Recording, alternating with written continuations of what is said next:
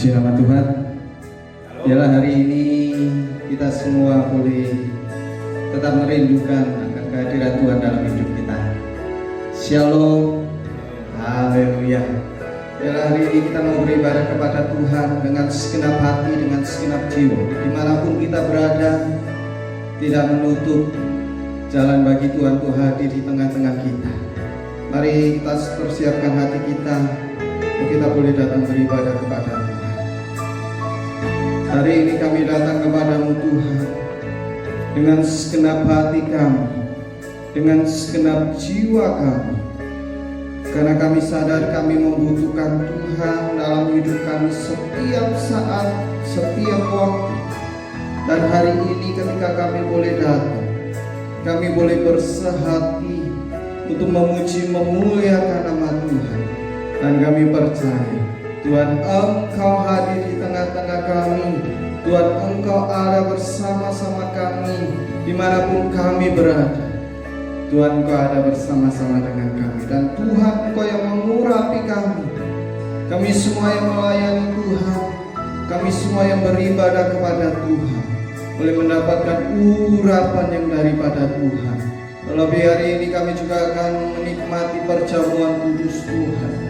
Kami percaya Tuhan Engkau mengurapi setiap kami. Kami menyerahkan ibadah kami dari awal, pertengahan hingga akhirnya hanya di dalam satu nama yang berkuasa, nama yang sudah menebus hidup kami, sehingga kami beroleh keselamatan di dalam nama Tuhan Yesus Kristus.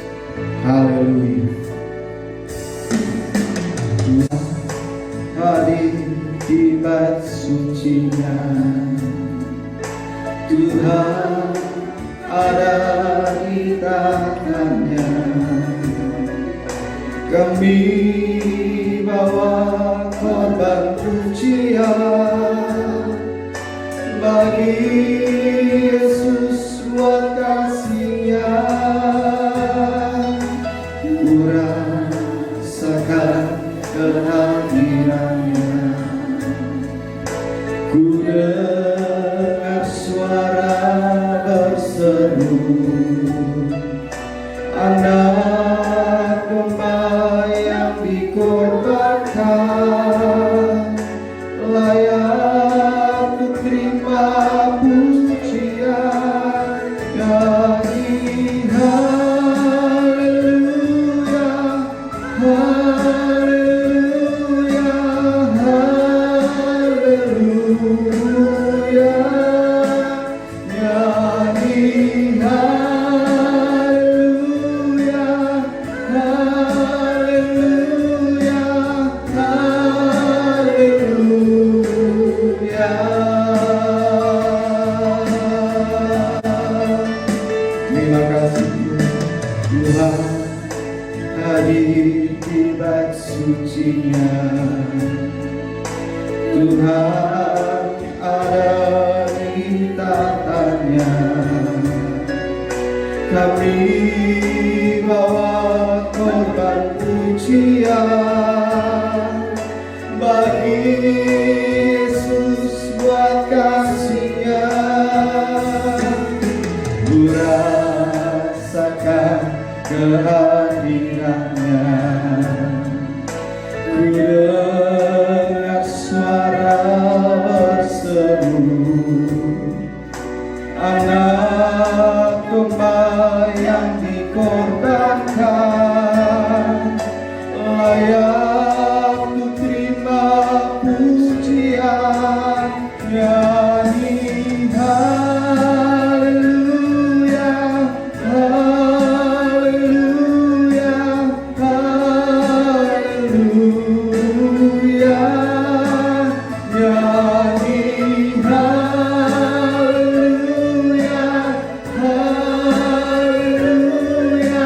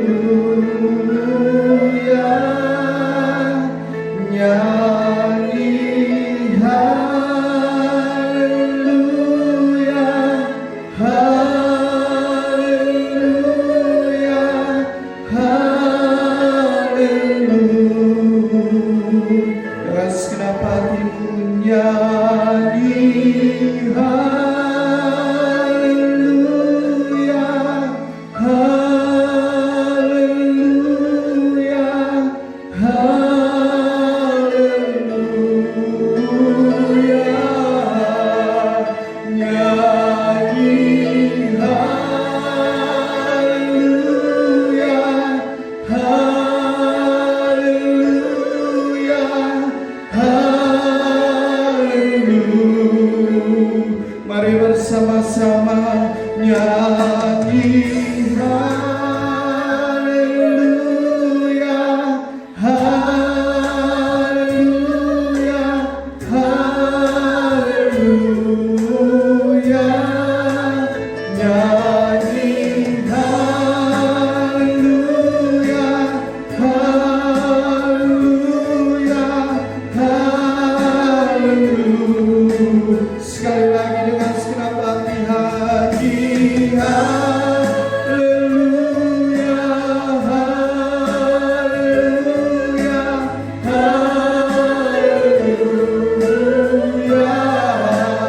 nyanyi haleluya, haleluya,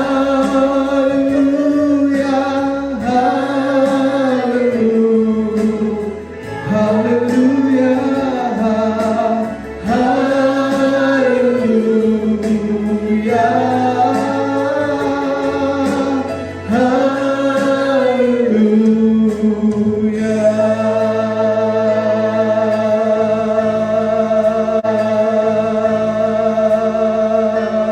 Oh Yesus,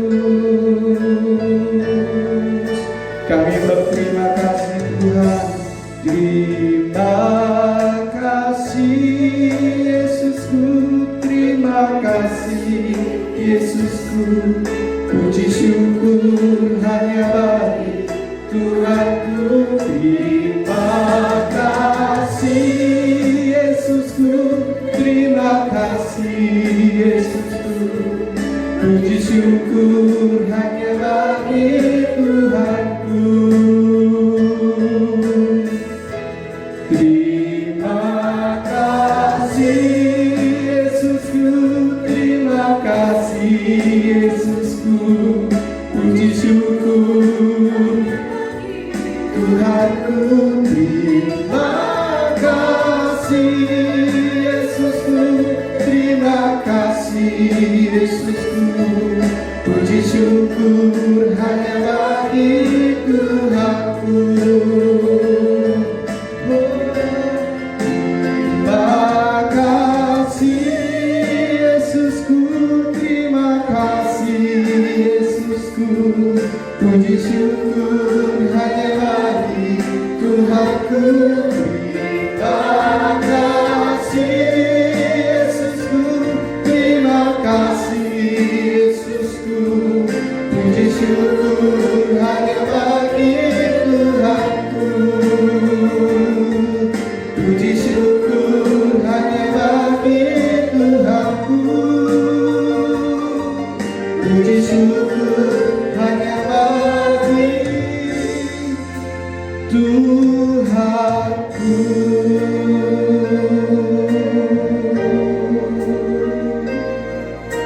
Hari ini kami mau mendengarkan firman Tuhan. Firman Tuhan yang memberkati setiap kami. Kami membutuhkan suara Tuhan dalam hidup kami, agar kami tidak goyah, agar kami tetap kuat menghadapi hari-hari kami. Karena kami percaya Tuhan sumber kekuatan kami. Di dalam nama Tuhan Yesus Kristus, Tuhan memberkati hamba-Mu yang akan menyampaikan pemberitaan firman Tuhan.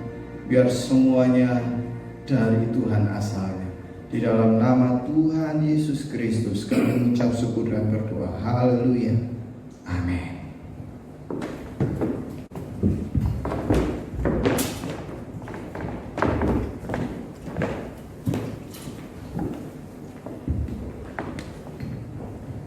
Shalom. Selamat pagi saudara-saudara yang kasih dalam kasih Kristus. Pagi hari ini kita merasakan pemeliharaan Tuhan, perlindungan Tuhan, sehingga kita boleh merasakan kesehatan. Pagi hari ini kita mau mendengar suara kebenaran firman Tuhan. Biarlah dengan firman Tuhan kita dapat penghiburan, mendapatkan kekuatan daripada Tuhan, sehingga kita boleh merasakan bagaimana Tuhan menyertai kita dari hari ke hari, saat ini dan selanjutnya. Firman Tuhan hari ini saya ambil di dalam 2 Korintus pasal 4 ayat yang ke-7 hingga ayat yang ke-11. 2 Korintus 4 ayat yang ke-7 sampai 11 bunyinya demikian. Tetapi harta ini kami punyai dalam bejana tanah liat, supaya nyata bahwa kekuatan yang berlimpah-limpah itu berasal dari Allah, bukan dari diri kami. Dalam segala hal kami ditindas, namun tidak terjepit. Kami habis akal, namun tidak putus asa. Kami dianiaya, namun tidak ditinggalkan sendirian. Kami dihempaskan, namun tidak binasa. Kami senantiasa membawa kematian Yesus di dalam tubuh kami, supaya kehidupan Yesus juga menjadi nyata di dalam tubuh kami. Sebab kami yang masih hidup ini terus-menerus diserahkan kepada maut karena Yesus, supaya juga hidup Yesus menjadi nyata di dalam tubuh kami yang fana ini. Puji Tuhan. Dalam pembacaan ini, saudara yang kekasih, firman Tuhan, Rasul Paulus menyatakan bahwa dia bisa menghadapi masalah, dalam menghadapi problem apapun, tantangan apapun, ya, kesulitan apapun, tekanan-tekanan apapun, dia bisa hadapi dan bertahan dan kuat. Sebab ada rahasianya. Ada kekuatan yang berlimpah-limpah daripada Allah di dalam kehidupannya. Kekuatan yang berlimpah-limpah yang daripada Allah di dalam hidup daripada Rasul Paulus itulah daripada Allah yang memberikan dia daya tahan yang luar biasa. Mempunyai daya tahan yang luar biasa, sehingga dia tidak gugur sampai pada akhir hidupnya. Kehidupan orang Kristen demikian juga. Kehidupan kita bukan sekedar saja beribadah kepada Tuhan, tetapi kita diperhadapkan dengan bermacam-macam masalah, pergumulan-pergumulan yang kita hadapi. Kita harus bisa hadapi itu. Bukan kita lari, bukan kita tinggalkan, bukan kita terus stres, putus asa, tapi kita siap hadapi. Dengan apa? Bukan kekuatan kita sendiri, bukan kemampuan kita sendiri, tetapi ada sesuatu yang membuat kita mampu untuk menghadapinya, yaitu kekuatan Allah yang berlimpah-limpah dalam hidup kita. Yang mana kita harus tahu bahwa di dalam diri kita ini adalah rumah Allah, tempat tinggalnya Allah. 1 Korintus 3 ayat 16 dikatakan, kita ini ketahuilah, supaya kita tahu bahwa tubuh kita ini rumah Allah, tempat tinggalnya Roh Allah. Itulah yang memberikan kekuatan, yang membuat kita hebat, dahsyat. Sebagai orang Kristen yang menyala-nyala, yang berapi-api terus, bersukacita terus menghadapi problem apapun, adalah kehadiran Allah di dalam hidup kita. Sudahkah saudara mengetahuinya? Karena Rasul Paulus sendiri berkata, tidakkah kamu tahu bahwa tubuhmu rumah Allah, tempat tinggalnya Roh Allah? Itulah yang memberikan kita semangat, itulah yang membuat kita kuat menghadapi segala masalah pergumulan. Dan ditulis di dalam ayat ini, kita baca coba, di dalam ayat 8. Dalam segala hal kami ditindas, ditekan. Ya, tekanan-tekanan datang, kesulitan-kesulitan datang, namun tidak terjepit. Tidak terjepit berarti masih ada jalan keluar, masih bisa lolos, bisa tertolong. Haleluya, saudara-saudara. Ya, Nah, kemudian begini lagi, kami habis akal, namun tidak putus asa. Habis akal, tidak tahu harus berbuat apa. Bagaimana saya menghadapinya? Seperti pernah dikatakan oleh raja yang ada di Alkitab, firman Tuhan katakan bahwa dia sudah putus asa. Rasa-rasanya dia tidak bisa berbuat apa-apa. Ya, di dalam 2 Tawari 20 ayat yang ke-12 itu. Ya, saudara-saudara. Dikatakan, aku tidak tahu apa yang harus aku lakukan, tetapi mataku tertuju kepadamu. Wah, saudara-saudara, itu ya, tidak ada habis akal, namun tidak putus asa, masih ada harapan. Jadi kalau saudara-saudara menghadapi sesuatu, aduh bagaimana menghadapinya, problem ini, jangan terus putus asa, jangan terus lemah, jangan terus ngomel terus, menggerutu kepada Tuhan. Ya, saudara, jangan putus asa. Masih ada jalan keluar. Arahkan pandangan kepada Tuhan. Saya ambil saja kata-kata Yosafat. Yosafat itu dalam 2 Tawari 20 ayat 12. Ya. Bagaimana kami menghadapi laskar yang besar ini? Kami tidak tahu apa yang harus kami lakukan menghadapinya, tetapi mata kami tertuju kepadamu.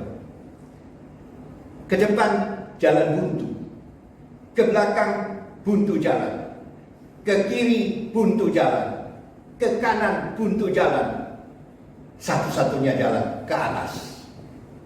Berseru kepada Tuhan, ada pertolongan, ada kekuatan, ada kemenangan.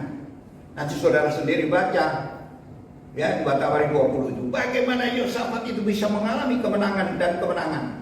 Bukan oleh kekuatan tentaranya, bukan kekuatan kehebatan pribadinya, tetapi ada persandaran Tuhan. Jadi jangan terus putus asa. Ada Tuhan. Tuhan itu memperhatikan. Kalau saudara bersandar kepada Tuhan, Tuhan siap untuk memberikan pertolongan. Ada jalan keluar. Nah, selanjutnya di dalam ayat 8 tadi, ya, kami habis akal tapi tidak putus asa. Kami di dalam ayat 9, kami dianiaya namun tidak ditinggalkan sendirian. Dianiaya. Rasul-rasul itu dianiaya. Ya, saudara-saudara, seolah-olah bukan lagi manusia. Dianiaya dengan bermacam-macam cara supaya mereka itu tinggalkan Tuhan, supaya mereka itu putus asa dan lain sebagainya. Dianiaya. Nah, saudara-saudara, tetapi di sini dikatakan, walaupun mereka dianiaya, ya, saudara, mereka tidak ditinggalkan sendirian. Siapa yang beserta dengan mereka? Kata-kata tidak ditinggalkan sendirian. Siapa dia yang tidak meninggalkan? Tuhan. Yesus berkata, ya, di dalam Matius 28 ayat 20, nah, aku tidak akan meninggalkan kamu. Aku akan besertamu sampai kesudahan alam. Ada kata Yesus di dalam Yohanes 14 ayat 18. Sekali-kali aku tidak tinggalkan kamu, yatim piatu. Saudara-saudara, Tuhan tidak tinggalkan kita yatim piatu. Tenang saja, ada perhatian Tuhan. Jangan terus putus asa, jangan terus lemah dalam keadaan situasi sekarang ini. Jangan terus bingung. Situasi sekarang ini memang menguji kita, supaya kita menjadi anak Tuhan yang luar biasa. Karena yang biasa-biasa terlalu banyak. Orang Kristen itu harus luar biasa melalui ujian, melalui tantangan. Dia akan merasa diberkati Tuhan, merasa pertolongan Tuhan lewat ujian. Itu dalam 1 Petrus 1 ayat 6. Lewat ujian kita mendapatkan hasil, kekuatan, mendapatkan keberkatan. Di sini dikatakan. Nah, saudara, sekali lagi saya bacakan lagi, ya. Kami dihempaskan namun tidak binasa. Dihempas, dibikin seolah-olah sampah. Kita tidak dianggap, tidak diperdulikan. Saudara, orang Kristen, anak-anak Tuhan, orang percaya, saudara mungkin tidak diperdulikan oleh keluarga, tidak diperdulikan oleh famili. Ya, mungkin juga ada orang-orang di dalam gereja saudara, ya, yang tidak peduli kepada saudara, dianggap sampah, tidak berguna. Tapi bagi Tuhan saudara berguna. Amin, saudara. Jangan saudara putus asa. Aku sudah dianggap, aku disingkirkan, aku sudah sekarang ini seolah-olah tersendiri. Nah, ada Tuhan. Di situ dikatakan, firman Tuhan katakan, saudara-saudara, ya, bahwa supaya kehidupan kita, kami dihempaskan, namun tidak binasa, tidak hancur. Masih ada tangan Tuhan, masih ada tangan Tuhan yang siap menolong, yang memberikan jalan keluar. Saudara sendiri baca di dalam 1 Samuel 2 ayat 8. Seolah-olah dilempar, tidak berarti lagi. Tapi Tuhan mengangkat. Saudara, mengangkat. Seolah-olah sudah dilemparkan ke lumpur, tidak berguna, tidak berdaya. Tetapi apa firman Tuhan katakan di situ? Ya saudara. Nah, saya bacakan aja supaya saudara bisa mungkin dapat gambaran. Ya, 1 Samuel 2 ayat 8. Ini gambaran bagi kita semua. Kita seringkali juga demikian. Ya, seolah-olah kita ini sudah tidak berguna, dilemparkan. Ia di sini 1 Samuel 2 ayat 8. Ya, ia menegakkan orang yang hina dari dalam debu dan mengangkat orang yang miskin dari lumpur untuk mendudukkan dia bersama-sama dengan para bangsawan dan membuat dia memiliki kursi kehormatan, sebab Tuhan mempunyai alas bumi dan di atasnya ia menaruh daratan. Dihempaskan, ya saudara-saudara, dilempar. Di sini dikatakan bahwa orang itu dihina, ya, menegakkan orang yang dihina. Kemudian dari debu seolah-olah diinjak-injak, mengangkat orang yang miskin dari lumpur, mendudukkan bersama-sama dengan para bangsawan. Luar biasa. Mungkin saudara sudah tidak ada artinya, sudah tidak dianggap oleh famili, oleh keluarga. Mungkin juga rekan-rekan gereja, mungkin juga ada hamba-hamba Tuhan tidak menganggap saudara lagi. Jangan saudara terputus asa. Tuhanlah yang menentukan, ya, yang mematikan, yang menghidupkan, yang membuat miskin, yang menjadi kaya adalah Tuhan. Haleluya. Amin, saudara. Hidup ini ada artinya. Sebab itu ada kekuatan Tuhan yang ekstra dalam hidup kita. Sebab itu ada kekuatan Tuhan yang ekstra dalam hidup kita. Saudara nanti baca juga bagaimana seorang Daniel, ya, Daniel, Sadrak, Mesak, Abednego dilempar, dibuang, artinya di dalam pembuangan. Kalau saudara baca di dalam Daniel pasal 2, luar biasa, perkara yang luar biasa. Di situ saudara-saudara, Daniel bisa diberitahu oleh Tuhan, dia berdoa sehingga Tuhan memberitahu kepada dia rahasia mimpi daripada Nebukadnezar. Dan akhirnya saudara baca sendiri dalam 1 Samuel, ya, di dalam Daniel pasal 2, maaf, Daniel pasal 2 ayat 46 sampai 49. Wah, Raja Nebukadnezar bisa tersungkur penyembah kepada Daniel dan dapat penghormatan luar biasa. Orang buangan, Daniel itu orang buangan, tapi dia dapat kedudukan di dalam ayat yang ke-49. Daniel tinggal di istana raja. Wah, bayangkan, itu siapa? Tuhan yang mengangkat. Orang buangan kayak sampah dihempas. Tapi kalau dia berserta dengan Tuhan, kalau Daniel, Sadrak, Meshach, Abednego menyembah Tuhan, Tuhan berkata rahasia daripada mimpi Nebukadnezar, sehingga dia didudukan yang luar biasa. Saudara-saudara, rahasianya apa, saudara?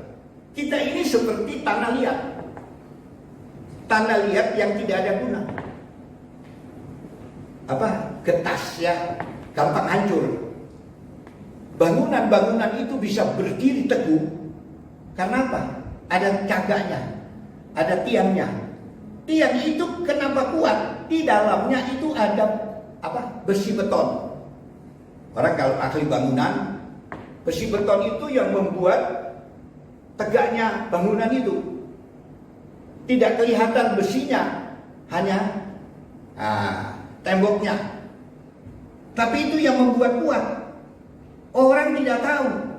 Sebab itu saudara-saudara, kalau ada Tuhan di dalam diri saudara, Roh Tuhan ada di dalam hidup saudara dan saya, maka orang tidak tahu kenapa dia hebat, kenapa dia bersukacita, kenapa dia tetap bersukacita, tidak rasa-rasanya tidak ada kesulitan di dalam hidupnya.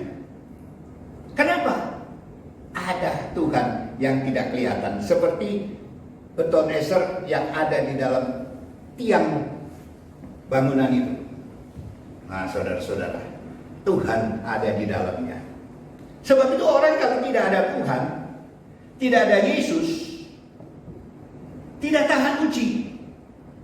Saudara nanti baca sendirilah dalam 2 Korintus 13 ayat 5. Kalau tidak ada Yesus, tidak tahan uji. Begitu ada hempas, begitu ada tantangan, begitu ada kesulitan, begitu ada masalah, langsung dia tinggalkan Tuhan, langsung dia marah-marah, langsung dia saudara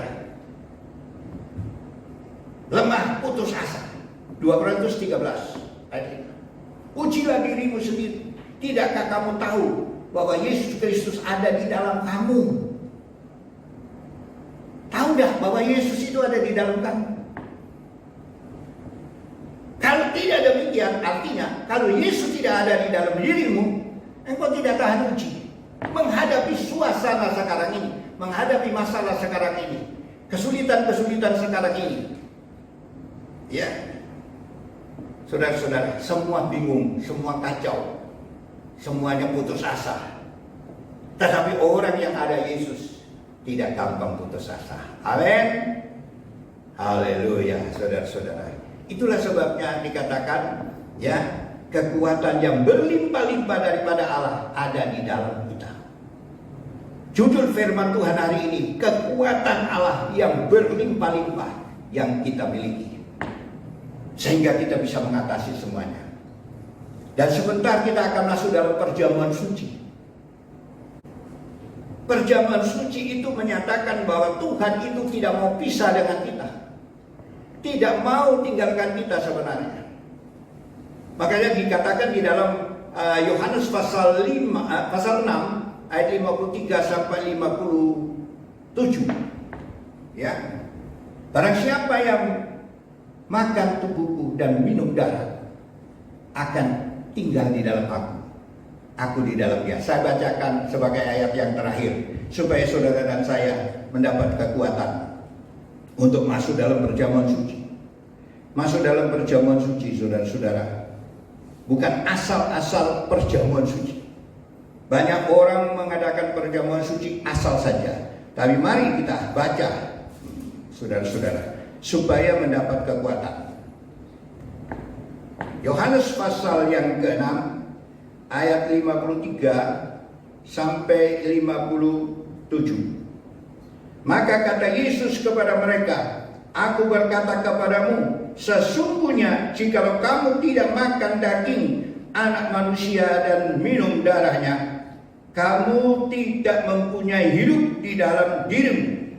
Barang siapa makan dagingku dan minum darahku, ia mempunyai hidup yang kekal, dan aku akan membangkitkan dia pada akhir zaman. Sebab dagingku adalah benar-benar makanan, dan darahku adalah benar-benar minuman. Barang siapa makan dagingku dan minum darahku, ia tinggal di dalam aku, dan aku ada di dalam dia. Ayat 57. Sama seperti Bapa yang hidup mengutus aku, dan aku hidup oleh Bapa, demikian juga barang siapa yang memakan aku akan hidup oleh aku. Ayat 56-nya ditekankan di situ, ya. Barang siapa makan dagingku dan minum darahku, ia tinggal di dalam aku, ya, dan aku di dalam dia. Itu mendatangkan kekuatan. Ada Yesus di dalamnya. Ada kehadiran Yesus di dalam pribadinya. Itulah yang membuat kekristenan kita, kehidupan Kristen kita, kehidupan kita mengiring kepada Tuhan kuat. Ada Yesus. Haleluya, saudara-saudara. Hidup oleh karena aku, berarti ada jaminan Tuhan di dalam diri kita. Amin. Saudara-saudara, jadi orang Kristen itu yang semangat, yang menyala-nyala. Jangan istilah Jawa melempem. Ya, saudara-saudara, hidup yang menyala-nyala, yang berapi-api, yang penuh sukacita karena kehadiran Tuhan di dalamnya. Orang kalau nggak ada Tuhan itu ya begitulah, lemah, putus asa, lunglai, wajahnya suram terus, tidak menarik. Orang Kristen itu, anak Tuhan yang ada di Yesus itu ada sukacita, ada kegirangan, ada kemenangan. Saudara-saudara, sebentar kita masuk perjamuan suci. Nah, saudara-saudara, di sini dikatakan, kalau dia makan tubuhku, minum darahku, aku akan tinggal di dalam dia. Memang ini dalam perdebatan pada waktu zaman murid-murid, ya. Zaman murid-murid itu bagaimana kita mau minum darahnya, bagaimana makan dagingnya. Sebab itu Yesus mengambil roti dan diberkati roti itu dan diberikan. Bagaimana mau minum darahnya? Sebab itu Yesus ambil anggur, diberikan, supaya seolah-olah dia roti itu adalah dagingnya. Sebab itu inilah tubuh. Nah, saudara-saudara, mari kita akan masuk dalam perjamuan kudus, ya saudara-saudara, supaya kita tetap kuat, tetap semangat di dalam menghadapi situasi sekarang ini. Ada Yesus senantiasa berserta dengan kita. Kita nyanyikan satu nyanyian, kekuatan di hidupku,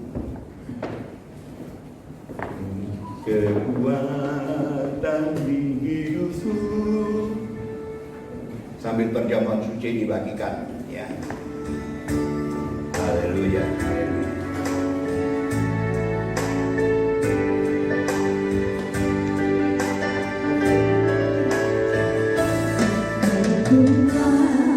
Dan di hidupku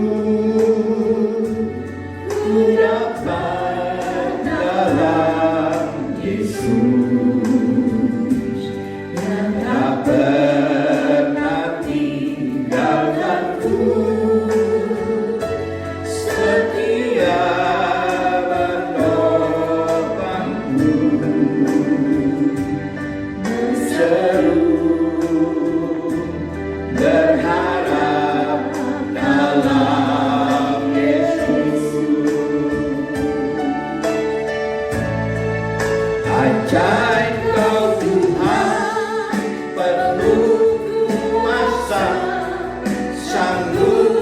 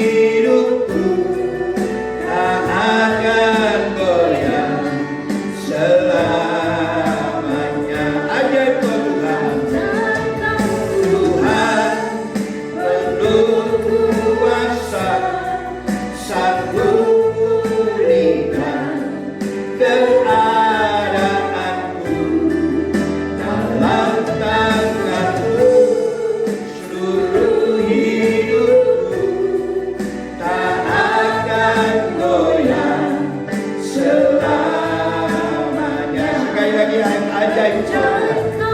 Tuhan penuh kuasa, sanggup pulihkan keadaanku dalam tanganmu, seluruh hidupku tak akan goyang selamanya. Tak akan goyang, akan goyang selamanya. Tak akan goyang, akan goyang selamanya.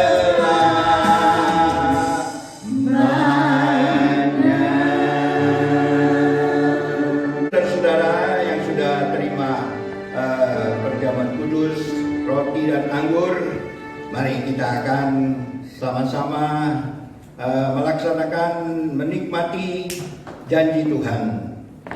Mari sebelum kita makan bersama-sama, saya akan bacakan firman Tuhan di dalam Injil Lukas 22 ayat 19.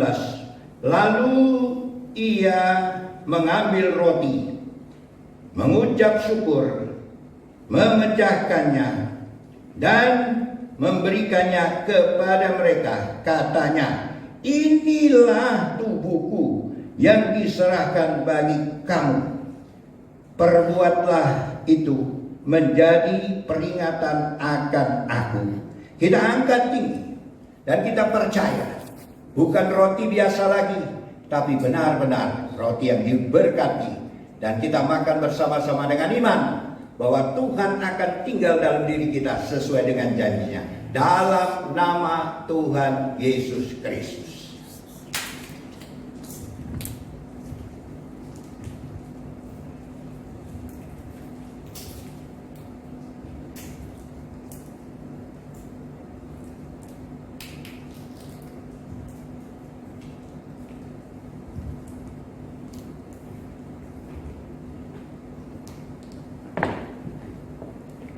Selanjutnya kita akan haleluya, ambil perjamuan suci pakai darahnya, dan kita sebelum minum kita akan sama-sama mendengar firman Tuhan. Demikian juga di dalam Lukas 22 ayat 20. Demikian juga dibuatnya dengan cawan sesudah makan. Ia berkata, cawan ini adalah perjanjian baru oleh darahku yang ditumpahkan bagi kamu. Kita angkat tinggi-tinggi dan percaya. Ini bukan lagi anggur biasa lagi, anggur yang diberkati. Kita minum sebentar dengan iman dan percaya bahwa dengan minum darah Yesus segala kuasa penyakit dilenyapkan, segala kekuatan musuh setan iblis tidak berhak atas kita lagi. Kita minum dengan percaya dalam nama Tuhan Yesus Kristus. Haleluya. Haleluya. Haleluya. Kami memuji kebesaran-Mu. Ajaib Tuhan,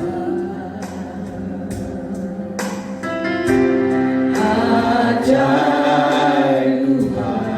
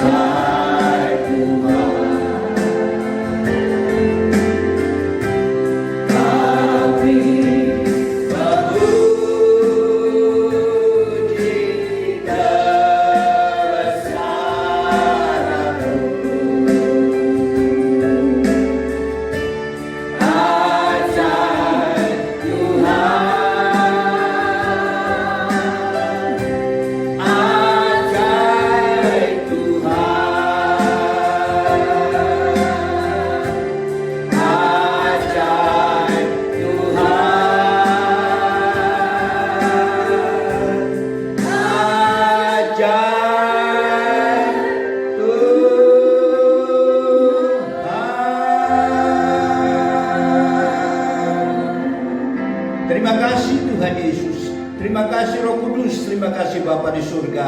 Kami sudah bersekutu dengan tubuh dan darah-Mu, dan kami percaya Engkau berserta dengan kami sampai ke sudat alam. Dan kami menghadapi masalah dan pergumulan apapun, kami tidak akan gentar dan takut, karena Engkau sumber kekuatan untuk menghadapi masalah dan pergumulan. Dan kami tetap akan menang dan menang dan menang, oleh karena Engkau berserta dengan kami. Dalam nama Tuhan Yesus Kristus kami berdoa. Haleluya. Amin. Tuhan memberkati.